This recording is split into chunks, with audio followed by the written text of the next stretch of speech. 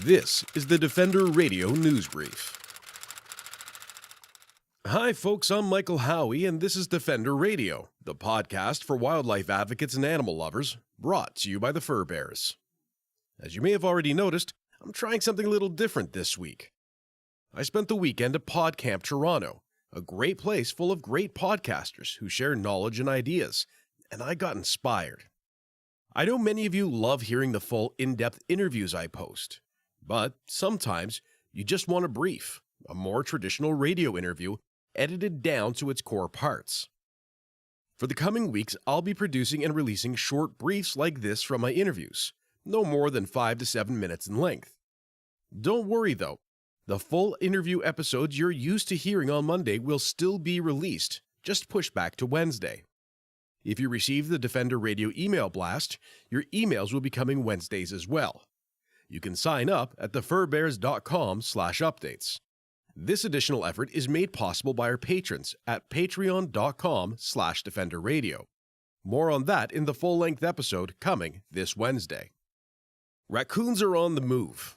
Whether you're in an urban center like Hamilton or Vancouver, or have forests or farmlands as your backyard, the masked critters are likely making more appearances, as well as interesting sounds in your community. I connected with Cara Contardi of Urban Wildlife Care, a wildlife rehabilitation center in Grimsby, Ontario, to talk raccoons.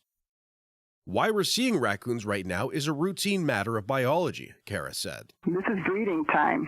So they start breeding between January and even June. They're starting to get into dens and they're getting ready to have babies.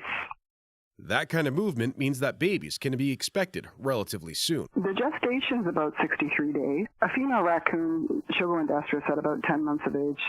If she doesn't get pregnant, then that's when you get late season babies, because she'll go into estrus again 4 months later, and then you'll get those late season babies. So a lot of people, like normally we get all babies in March, and we'll start getting them in April too, and then sometimes we'll get baby raccoons even in June. And they can have up to 1 to 7 kits, but usually the average is 4.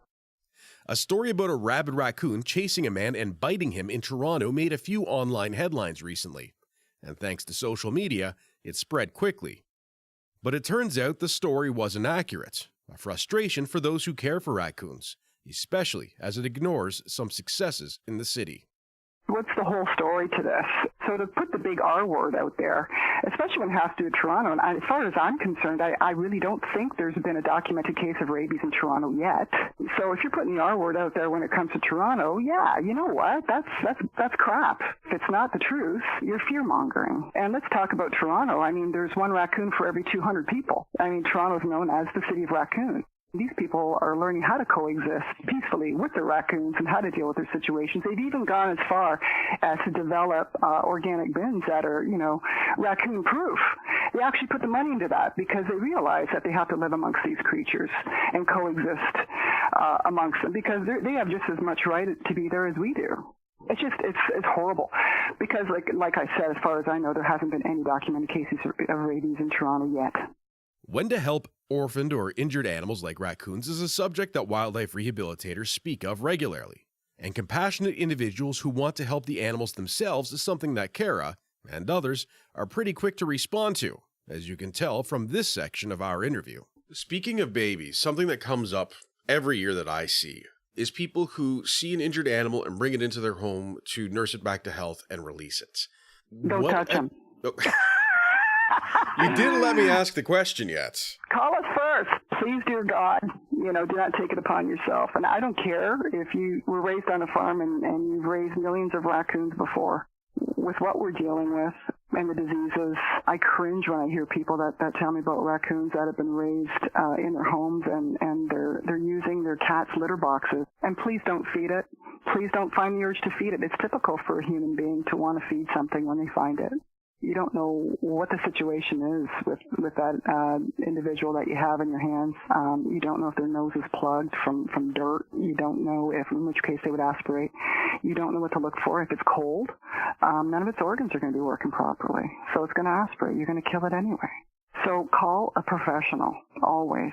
And we'll arrange for pickup to get it into a wildlife rehabilitation facility. This is the bottom line. That's why we do what we do. We love what we do. We love the animals that we care for and the birds that we care for and such. And we will guide you to the best of our ability to help you get through that situation. You can find out more about urban wildlife care at urbanwildlifecare.com. Subscribe to the show on your podcast listening app or channel, and sign up for email updates at thefurbears.com/updates to get notified when the full interview episode is online later this week. Thanks for listening to this Defender Radio News Brief. I'm Michael Howie, reminding you to stay informed and stay strong.